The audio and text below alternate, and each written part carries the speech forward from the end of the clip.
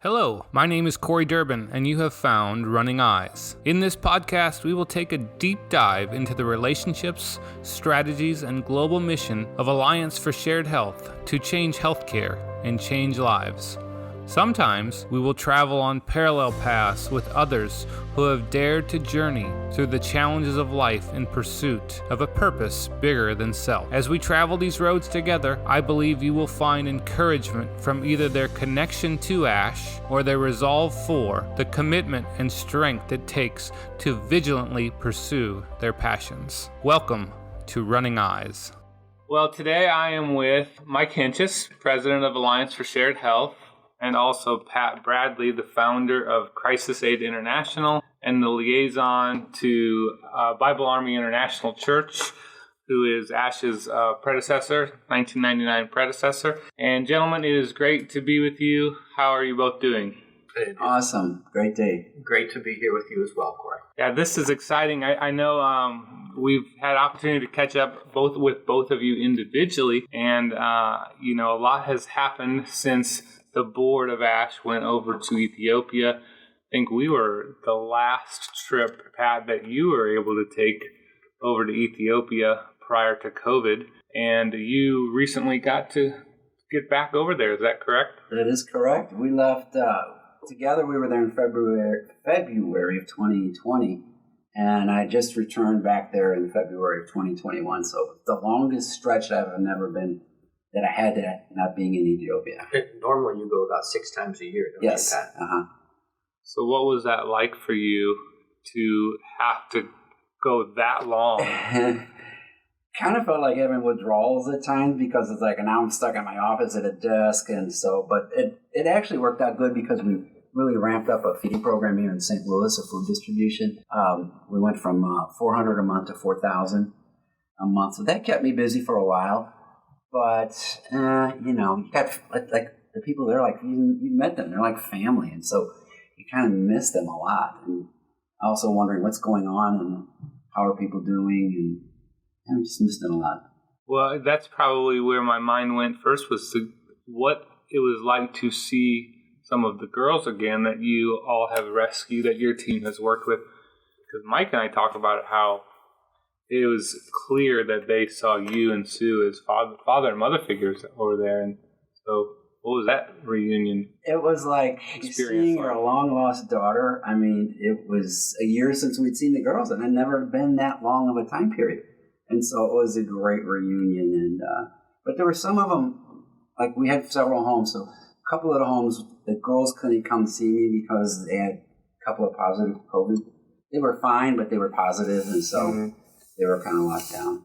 I know you communicate with Mike fairly often. You've gotten a few updates. Anything struck you? Because I want to hear more from Pat about what's new over there, but anything recent. I know you shared a little bit with some of the members or through some of the newsletters. Anything stick out for you? Just the continued help. I haven't heard of too much new, but just the ongoing help through the pediatric hospital and what we're able to do there to provide that medical need for the mothers and the young children over there that are suffering from malnutrition. It's a lot of the same, but it's all very impactful. Every report that we get from Pat of what we're able to do over there through our members' contributions. So again, nothing new, but just a whole lot of the same. But that's what we're doing over there is amazing, and we really appreciate Pat, making that connection and helping us facilitate that work over there. I recall, at least I think it was in the last newsletter, where you did share a picture, and those unfortunately are fairly normal, and that's just so striking when you see what the transformation that happens in a child that wasn't going to make it until. Yeah, with that last picture, it reminds me of our trip over there, and it still strikes me that the young toddler that I came across when we visited that pediatric hospital. After that, I learned his name was Yosef, like Joseph, but starts with a Y. And he's actually a picture of him is my screensaver now on my phone because it fuels me every day. And he represents all the kids over there that were helping. But whenever I met him and he reached out and grabbed my finger, it struck me, and God was saying, this is your child too. Even though he lives halfway around the world, this is your child. Mm. And that was just a very powerful moment, and it continues to fuel me to this day. Yeah, absolutely. And so transitioning from what we see as sort of normal every day, the reports that you share with our team through Mike. And my question to you is, what was new, what was different for you when you got over there? It was shocking, frankly, to see the growth that took place in almost all of our programs. Very organic growth. For instance, the pediatric clinic hospital. We had mothers walking 6-7 hours to bring their child there to get the examination. If they weren't going to be admitted, then they had to walk, that far back home. So we opened up a health outpost some miles away from the clinic. So now the women are walking a much shorter distance. We have doctors and nurses staffing it 5 days a week, and we're able to treat the children there. And then the ones that are really serious, they come to the clinic. That is probably not double the amount of patients that we get to see now on a monthly basis. And that development was huge there because there's no medical care. And imagine walking with 2 small kids and carrying a baby for 6 or 7 hours and then having no access to anything. And, you examine them, you do what you can. And think about what that mother must go through. Well, now with that health outpost, she doesn't have to do that. She maybe walks a couple hours, which sounds like a lot, but when you compare to what they had, it's huge. And the people there, we've seen. Another thing I noticed was that since we changed the grain blend combination, the people in the programs, and you even see it with the mothers that are staying with their children, you just see an overall improvement in their just general appearance. They just look healthier. Tell us about the change in the grain. You've shared with us before, but what changed that is impacting the nutrition, I think, in a positive way? Yeah. So what we did for years, we gave out wheat flour, and that was a supplemental food program we did. And it's pretty standard global type of a program. But 2 years ago, we had a food scientist come over and examine our program and see what we were doing. And he suggested if we use corn, wheat, and chickpea, that we could take, I'm going to get the numbers not correct, but say a protein level content of 5 per serving. Blending those 3 would take it to up to 20. So We're getting a whole lot more protein, but even more important is we're like quadrupling the micronutrient content. And that's the big thing when you're dealing with severely malnourished children is you need to get them protein, but the micronutrients are really, really important.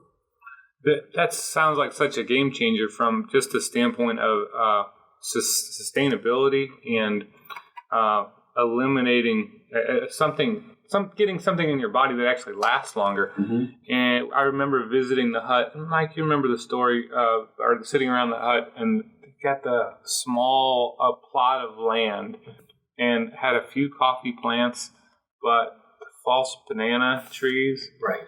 And so they're eating, but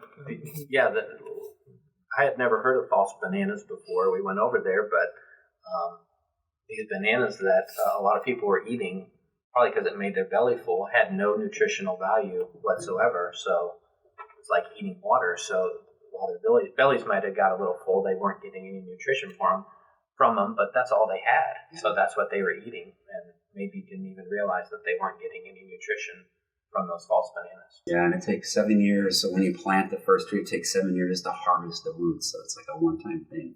So with the change in the grain, change in cost or how? Yeah, so grain costs have over the last number of years have skyrocketed on us, and so by using this blend, not only nutritionally does it help us, but it helps us keep our cost per family down. And on top of that, we also open a food processing plant now, where we actually buy the grains direct.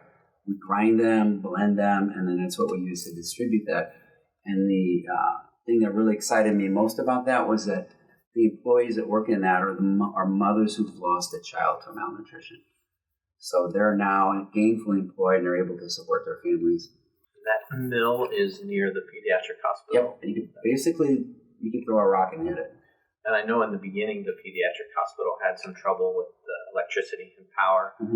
Any problems on the mill with the power? Yeah, that's a problem. The government, we've got a transformer, but we're waiting for the government to come hook it up. We've been waiting like a year. So last fall we bought a big generator and put a big solar system in. So now the clinic, the hospital is being run at night through the solar power. But once the government hooks the power up, then we'll have more power than we need.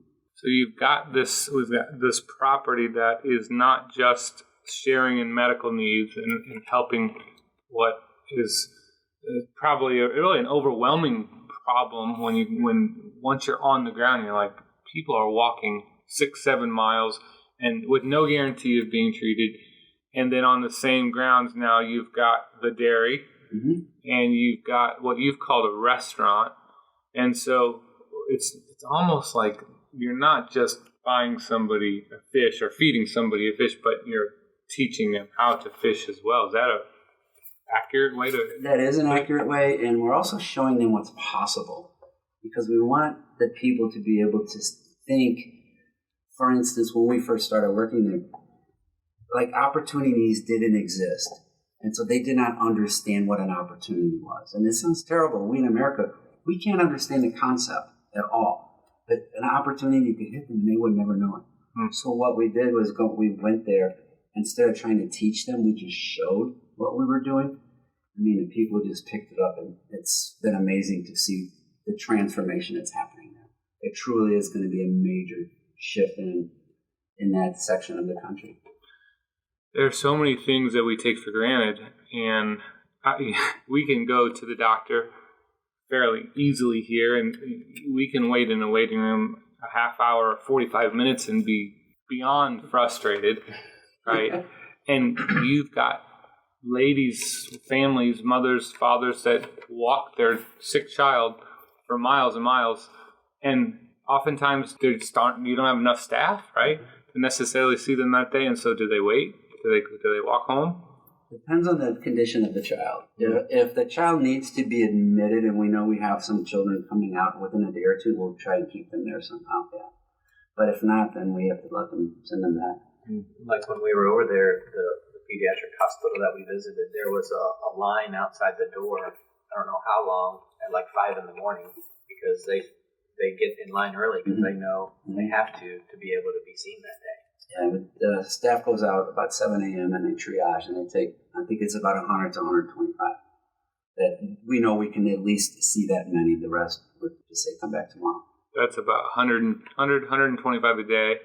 And is that a number that you said has doubled with the outpost, the number of people that you're treating, seeing every day? Yes. Yeah. And is the 125 included in that number? So we will be getting numbers in the next probably next month about the effects of what happened because of the health outpost. Just in conversations with our team over there. Hospital has 2 wings, I recall. And is one open right now and working on the other, or? No, it's fully open, and so we are planning to put another building behind it. Oh, wow. It's not going to be the same design, but it's going to be basically the same square footage. So we'll increase, hopefully double our capacity of beds. But we also want to bring in services like, I have a dream of bringing in a digital x-ray machine because there's none there. And what we could do with that would be amazing, and also put a neonatal unit in there. See that happen. What keeps the dream from becoming a reality? Oh, time and funding, frankly. I mean, it just costs money to do this stuff. How much is a machine?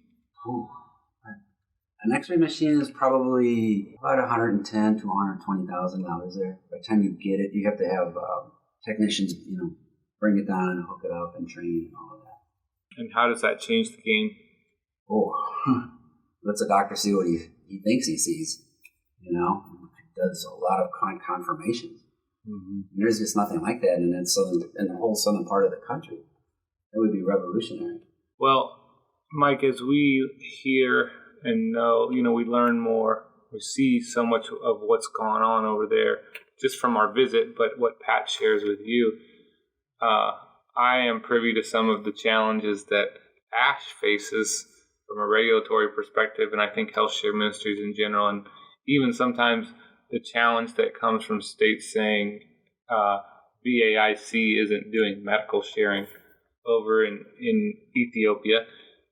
How does knowing what's going on over there drive you every day with kind of directing the ship with ASH? It's reminding myself of what's going on over there is monumental. It's what drives me. Like you said, we come under some regulatory questions that we're not sharing in medical needs, but feeding somebody is the most basic form of medical need. We don't need any medicine until we take care of that nutrition problem that is going to surely lead this child to death within a couple weeks if we don't feed him or her. So being over there and seeing it and hearing more and more what Pat does, it really, to be honest, there's some days that we face this scrutiny in the health share world that sometimes, like we talked about earlier, Pat, sometimes you just want to give up. Like you can't when you know the impact that we're having and the lives that we're not changing, but the lives that we're saving. So it fuels me on a daily basis and continues to drive us forward to where we want to continue our mission because we want to be able to grow to where we can provide that X-ray machine for you. We want to continue to grow so we can build another pediatric hospital or expand that one even further because the need is so great. And as we talked about earlier, the need is great and yeah, you can never meet it, but if we continually grow over time, you start getting those seismic shifts in what you can do in changing the culture, changing perception, that there is hope. That's what it comes down to, is giving them hope. Better days are ahead. So yeah, I understand the regulatory issues and they want to protect their constituents of their states. Our mission is the same. We want to make sure our members are taken care of. We want to make sure our mission is able to continue. So while we understand the regulatory issues, it still does leave us frustrated sometimes too. Mm-hmm. But knowing what the impact we're having keeps us going for sure. How about you, Pat? What keeps you going? Because things aren't always easy. Especially you've got to really have an incredible team over there, and sometimes you go out, you take a step out before you really know how a problem is going to get solved or what resources are going to become available. And there are days that some days are better than others, right? So what's the thing that has propelled you to keep doing this, which is you're coming up on 19 years or so? 19 years, yes. Next year will be 20, yeah. 19 and a half years right now. I guess for me, it's like giving up is not an option. And I've kind of always had that mental attitude. It's like you said, Mike, remembering what the mothers look like. I mean, the babies are one thing, the children are one thing. But when you look in a mom's eyes, and that mother knows that child's going to die and she can't do anything about it. I mean, that just, like, the desperation in her eyes. And then, if she sticks that baby in your hands and you hold it and you see that, it's like, how can you stop? How can we quit, And God has been so faithful to us. I mean, we started with a 5-room lean-to plan, just a temporary thing to try to bring some assistance. And look what's happened. Is a hospital. It's going to be double in capacity. There's food production. There's dairy. So it's just giving up's not an option. And the other thing is too I really believe being a Christian is a great adventure, and so I don't want to miss out on the adventure. Yeah, I have days where I'm like, I want to just throw it all away, but then we got staff to deal with those things that I can delegate. I tell you what, when we were over there, Pat, it was inspirational. Every morning, waking up and coming outside, I would almost every day hear you say, looking up, God, why are you so good to me? Why do you allow me to do this? This is the best day of my life. And that attitude definitely comes from your faith in God. And I'm sure that is, again, the main source of your inspiration of when you look at that mother. God's love is pouring right through you to her. And why do you want to stop being that vessel? Because that's a pretty awesome calling. It is a privilege. I mean, it truly is a privilege to do what we do. It really is. And yet, everybody has a story. I like to dig into the stories a little bit. And so yours is, isn't the story of this easy Christianity walk, always doing what you quote unquote should be doing. Would you share a little about where you were before before you founded Crisis Aid? Mm-hmm. Sure. We going way back, I was married to my wife now. Actually, my wife is my second wife. She just happens to be the same lady. We were actually divorced and remarried. But prior to giving my life to Christ, I was an alcoholic. I'm just a drunk, a functioning drunk, as she called it, because I didn't lose my job, but I drunk nonetheless. And she had, make a long story really short, she just got fed up with it and kicked me out and divorced me. And that caused me to see myself that, maybe I do have a problem with drinking. And that led me to AA, which led me to sobriety. And after about a year and a half, we ran into each other through a work engagement. And it was just like something happened to us. And so you hadn't seen her? You were... The only time I saw her is when I picked up the kids or dropped them off. Okay. Outside of that, I didn't want anything to do with her. And so I ran into her at her office. I was actually there to talk to her boss. And, I looked at her and I was like, hey, she looks pretty good, And so I met with her boss and she escorted me out and we had a nice little conversation. So we agreed to meet for coffee. And 6 months later, we got remarried. Wow. But about a week after that first meeting at her employment is I went to church and that's where I heard the gospel, truly heard the gospel. Like I'd never heard it before. I was born and raised as a Catholic. When I was 16, my parents gave up trying to keep me in church and they said, you can do whatever you want. Because I was doing it anyway. And so I finally heard the gospel the way it was supposed to be intended. And I gave my life to Christ and God restored our marriage. Well, I hang out with you and Mike a little bit because it makes me look nicer, right? Because you guys are, everyone said, up until they meet you, they say Mike's the nicest guy they've ever met. And so, and you guys, all kidding aside, you're wonderfully generous and gifted people. And there's points in our lives that we hit a bottom too. And getting to that spot is a little bit of make or break it, right? Mm-hmm. And here you are, having gone through that. And I mean, Sue deals with, she's an incredible lady, and she deals with her own challenges. I don't know if you want to mention that or not, or you want to stay away from that. But. I mean, she deals with chronic pain, pretty severe chronic pain on a daily basis. And it's been 12, 13 years now. But she's a fighter. I mean, she doesn't give up. I live with her, and some days I don't know how she does this. Because I don't think I could, especially if I can pull a muscle in my leg or something. Because even through that, she's traveled with you to Ethiopia, yep. And she doesn't like to miss those trips either. No, we like to see our girls. Mm-hmm. So BAIC, the pastors over there, how are Tommy and Joy doing, and are they enjoying seeing all of this? And how? And maybe the first question is, how has COVID impacted or hindered the development of things and projects over there?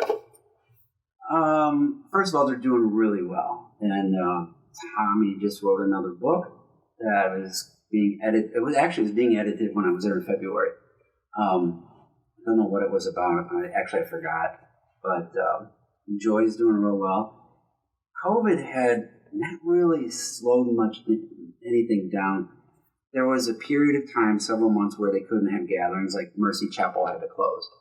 And churches were actually shut down, but they're back open now. And so I think that they're pretty much running, their church is still growing and they're trying to spread more.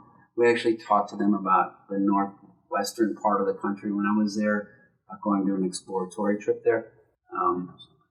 How is the safe haven in the villages coming along? In Atlanta? Yeah. Well, like I shared with you earlier this morning, we were doing good until the front wall collapsed. So I'm sorry, not that building, the new building that's being developed. Oh, the one for 100 girls. Yeah. Okay, so that one is, we are just finished the Commerce building. We finished all the pillars in the foundation, and then the basement walls are being put up.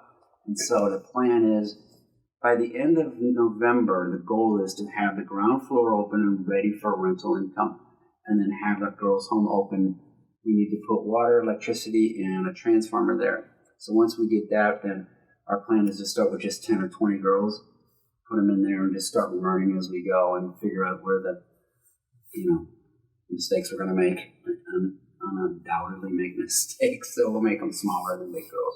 So domestically, Crisis Aid, your organization is involved heavily in trafficking relief, and you've shared some pretty unnerving numbers of what's going on just in the Midwest here, and in St. Louis in particular. What's the latest with what your activity is here, and some of the things that you can share as it relates to trafficking issues in St. Louis and in our region? So right now we have, our home houses 8 girls, so we have 7 girls, right, and they're all minors. So the home, it's doing good, but 18 months ago we began a new pilot program with the St. Louis County Police Detective Bureau. And the goal was to move into a position to where we can actually prevent girls from becoming victims of traffickers. And so by working with the Internet Crimes Against Children Task Force in the state of Missouri, working with St. Louis County Police and their sex crimes unit, and also their child abuse department or section, we developed this advocate program to where we now have an office present full-time person in the Detective Bureau right next to where the sex crime unit sits. So when these police officers come across these cases where these girls out displaying very risky behaviors, what they look for, or they troll and look at the sites. There's not a lot I can really go into how they find them, but when they find them and they bring them in, we typically the first ones that they talk to. And the reason is, you've got a girl who has either been trafficked maybe or sexually abused, and she comes into a cold, sterile police department, and she's immediately intimidated. And these girls are young, so we have a room set up where they walk in and it's very homey and it's painted well and it's teddy bears and couches and very comfortable. And then we provide, I'll say, a mentorship type of a program for the girl, but not only the girl, it allows us to get the entire family involved. And that's where we see the success rate go much higher, because now the family is part of the solution, not just us and that girl in the home.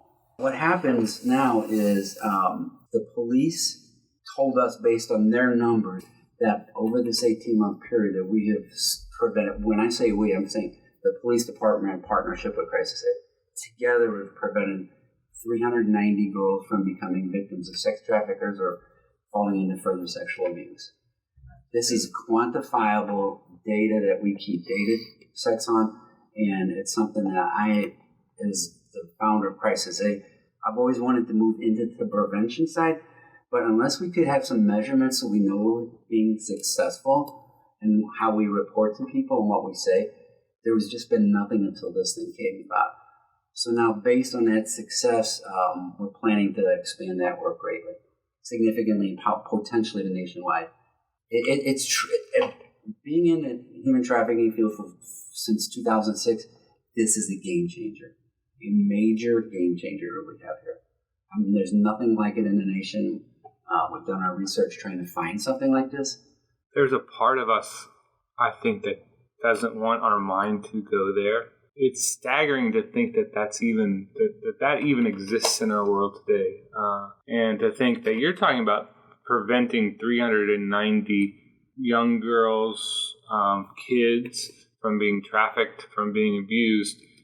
Just in the St. Louis area alone, we're talking about. I think you're talking about St. Louis County. St. Louis County. That doesn't include surrounding counties. And what's going on in our world? Number one, that this is happening, and number two, that we go around, we walk and we live every day in a state where we just ignore this. And one of the things certainly that I think Mike and I both appreciate about you and your organization is you say we can't walk away. I think you've said this before. Doing nothing isn't an option. Pat, didn't you tell us before even the term human trafficking is a relatively new term? Sex trafficking. Sex trafficking. And one thing I did want to share, the average age of the girls that we serve, that we work with, is 12. Yeah, it's hard to believe. Yeah, and we have a presentation, and every time I hear it, I get angry. I've got grandkids, and I think about my grandkids. What our team presents in this presentation is absolutely alarming. I've seen grown men start crying at this thing. And it's hard, but you know what? If you've got to hear this, you have to see what's happening. They're getting to our kids through the games now, like Minecraft. I don't know how they do it. I'm not that smart, but that's how they're getting to these kids. And they know how to find them. And if you'd be interested, I'd be happy to have Cindy come up and do that presentation. It's amazing. It's an amazing thing. Mike and I both have 2 daughters. Mike has 4 kids, and I can't. It's incredibly challenging to navigate the social media world with our kids. Our parents didn't have to deal with that. They have their own set of challenges, of course. We all do. And we sometimes are disconnected from our children because it's a double-edged sword. It's or catch-22 or whatever you want to call it. And you know that your children need to be aware and know how to use all of the technology. And then you also what kind of damage is this causing? And you're bringing up a facet that, again, I hate that. I don't want to go there mentally. Yeah, it's pretty close to home when you say the mean average age is 12. And I think I have an 11-year-old and a 13-year-old. And that's right where they're at. And I just, all sorts of emotions stir up when you think about something like that happening to somebody that you love like that. So that's where I think we don't want our minds to go there because it's hard to even think about. But we have to. We have to because our kids are there. We have to. So Crisis Aid, is the liaison, of course, for ASH to BAIC, and I believe that initially you ended up in Ethiopia started kind of in the feeding world, like hunger support, nutritional support, and then it wasn't very long, maybe I want to say 2011, if I remember right, that you got into the trafficking relief efforts there. Which came first, St. Louis and the work you do here with the trafficking relief, or over there? Would you remind us of how that came to be? Yeah, that started actually in December of 2006 when we rescued our first girl from the red light district. 2011 or 2012 is when we opened a home here in St. Louis. Gotcha. Okay, thank you. Yeah, so I was standing on the corner. A board member and I were talking to a guy that had a ministry to street kids. And I just heard this voice say, ask him about prostitution. Literally, that's what I turned around and looked, who said that? I knew it was God. I just knew that I knew. And so I asked him, I said, hey, I got a question. Tell me about prostitution. What do you know? And so he started explaining this big red light district and how horrible it was. And then there's thousands of girls. And this is in Ethiopia. This is in Ethiopia. And I said, okay, can you take us there tonight? And he said, okay. So that night we went into this red light district, and they told us we were probably the only white people that had ever been in there. And I believe it. It's so desolate. It's so... You guys saw it. It's horrible. It's what the world would look like without God. That's how I heard my man describe it. But we were talking to a group of girls, and one thing led to another, and so we told them that God had a better plan for their life, and do they want to hear more about it? And they said, sure. And so we went inside one of their rooms, and long story short, they all gave their life to Christ that night. But one girl just really stood out, and I heard this voice again say, "Baptize her."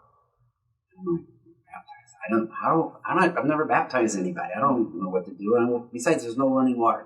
But I just felt that impression that we needed to baptize her. So we sent somebody out with a pan, and they went and found some water, and we walked outside and came up with the water in the pan. And we're standing in the middle of this red light district, and all these people are getting a crowd around you. And I told her, I said, "Now just bend over, and we're going to baptize you." And so I poured the water over her head and said the appropriate things, or what I thought was appropriate. And I just remember saying, "I baptize you in the Father, Son, Holy Spirit." That's how I ended it. Mm. And when she stood up, the water's dripping down her face and her hair. She had this smile, radiant smile that lit up. It looked like it lit up the whole alley. Mm. And it was a visible change. Visible. In fact, the guy that was with me, we had a board meeting this week. His name's Dane. I said, "Dane, you remember the night with Yoda after she baptized? What did you remember about that?" He goes, "Patty," goes, "when she stood up and smiled, it was like the sun shining." Mm. I got goosebumps right now telling this. And so I looked at her, she looked at me, and I said, "Do you want to leave?" And I didn't. That just came out of my mouth. And everybody stood back and was like looking at me, go, "What are you doing? I'm like, "I don't have a clue what I'm doing, but do you want to go?" She said, "Yes, I want to leave." I said, "Well, is it safe for you? Can you go tonight?" And these guys, they're all over there going, "No, what are you talking about? Leaving tonight? Nobody thought about this. We didn't talk about this." I'm like, "But God was there when He wants her out." So I said, "Go get your stuff if it's safe." She said, "Yeah, Mike." And then she said, "My owner's not here tonight." Mm. So she thought of herself as being owned by a pimp. Mm. Anyway, she came back about 10 minutes later with like a Walmart shopping bag with all her earthly possessions. And we learned that she was 16 years old, didn't have any family, and she was there for 5 years. So she was there since 11 years old. And when she walked out, she was beaming. And so we got about halfway back to our vehicle, and the thought hit my mind, what are we going to do with her? And so that's how we began to work with sex trafficking rescue. I remember as we drove toward the red light district last February, I think pretty much as we got to that point, you said, welcome to hell, guys. Welcome to the gates of hell. That's what it felt like driving through there. And it's a bunch of essentially tin shacks, not a bunch. It's hundreds and hundreds of 10 by 10, 10 by 15 tin shacks with a bed in them and no running water, right? And these poor girls standing outside waiting. And I think the way you described it is waiting to be somebody's toilet. And it's mind-numbing. And so the work's it's beyond important because one life changed is. Can you put a value on that? Really, I don't think you can. I don't think it's like the MasterCard commercial's priceless, right? Just recently heard an analogy of a penny, and some are shiny and new, and some have had a tough life and are black, and you can barely tell it's a penny, but the value is the same, and that's what we are as humans. We all have the same value. Some of them a little bit more scuffed up than others. So what's next for you all, Pat, with Crisis Aid over there and with BAIC? What are you working on, and what are some of the things that are standing in the way of where you would like to see change happen over there? Some of the things we're working on is to expand the work in trafficking, human trafficking, sex trafficking field into the city of Alata, where the pediatric hospital and all of that is, to expand that work there.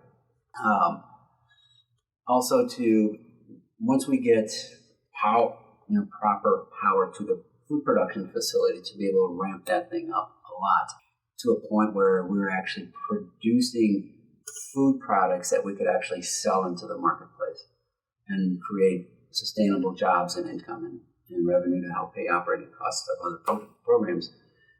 So we're looking at those kinds of things.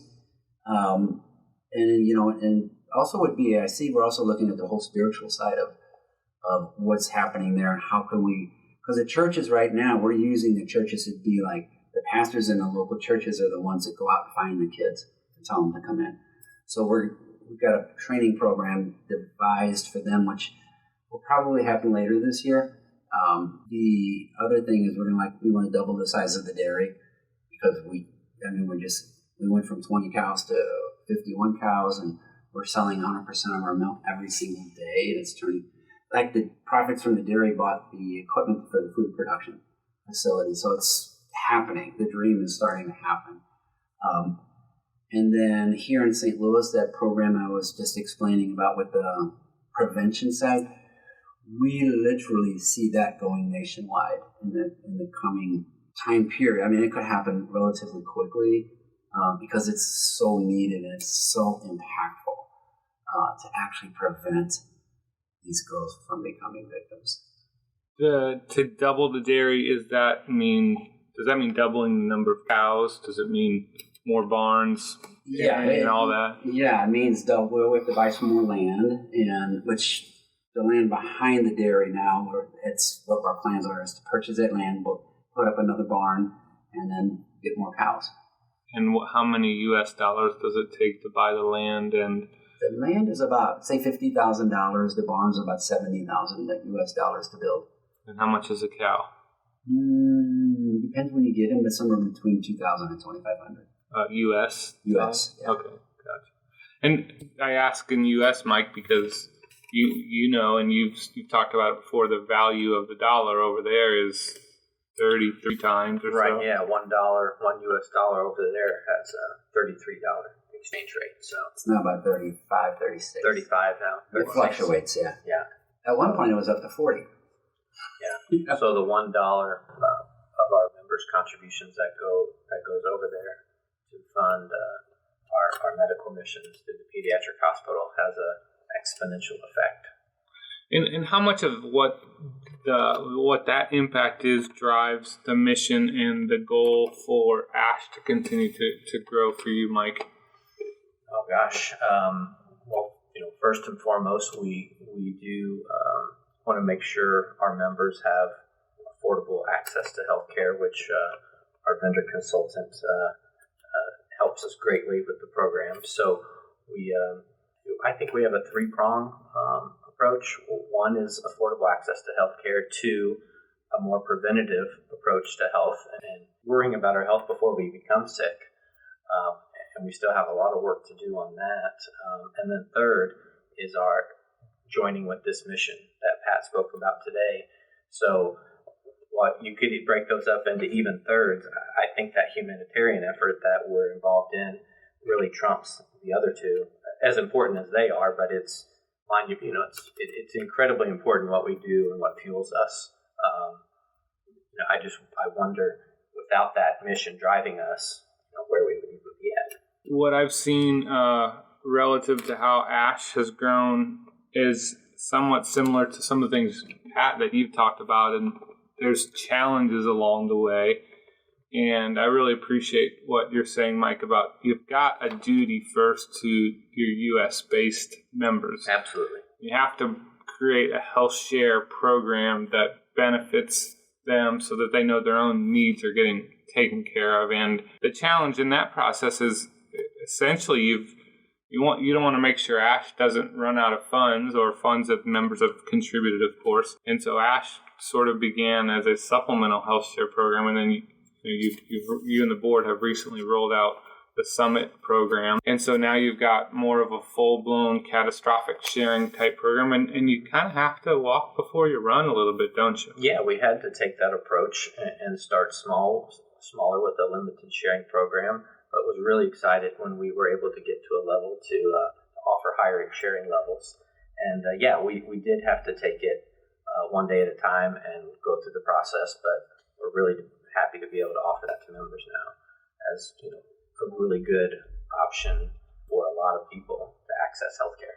I appreciate that, and it's a great spot for us to be in as the consultant to ASH, knowing that now we're bringing a higher level of sharing out there and feeling like there's some sustainability to the programs because ASH grew a little by little. And now we're also driven by the mission of BAIC and crisis aid, as well as knowing that the members here in the States are adequately provided for, have adequate means for in the sharing fund. And is there anything that you'd say to Pat as he goes out of here and the things that they're working on, hearing what you've heard today? Gosh, I think I'd just like to say again what an inspiration you are, and that really started from the first moment I met you and was confirmed when we took our trip to Ethiopia. But I would just say, continue what you're doing. We're going to continue to do our part to grow and to be able to help continue fund those incredible programs that you have over there. So we're right by your side, and we're with you. So keep it up. I know. like you said, some days are tough, and we feel that too. But if we lock arms hand in hand and continue to walk towards the darkness, I think we can push it back. Yep. So keep it up.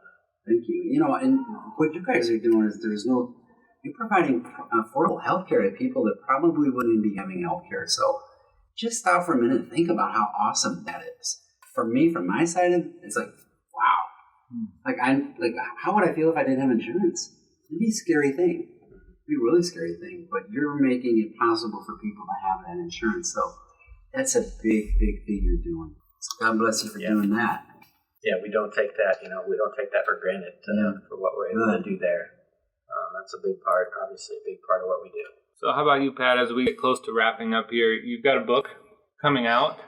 I got to keep pounding you about this because you were nice enough to share at least a small excerpt from it, and it is incredibly moving.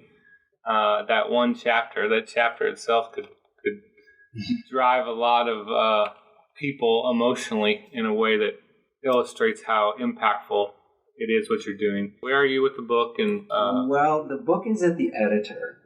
They're in the editing process, and so it's like it's his problem now, not mine. So I'm waiting for them to get it back to us so I can go through it back with the writer. Good. Well, we're looking forward to that.